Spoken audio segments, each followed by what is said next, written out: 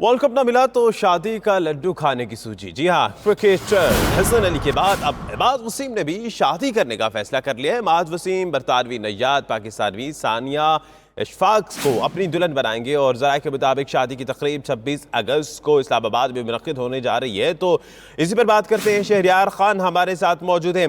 शहरयार, बज़ाहिर तो ऐसा लगता है कि ये भी पहले से प्लान था, लेकिन चूंकि हसन अली की बातें आ रही थी तो इमाद वसीम ने कहा चलो मैं भी अनाउंस कर दूं। क्या ऐसा ही है?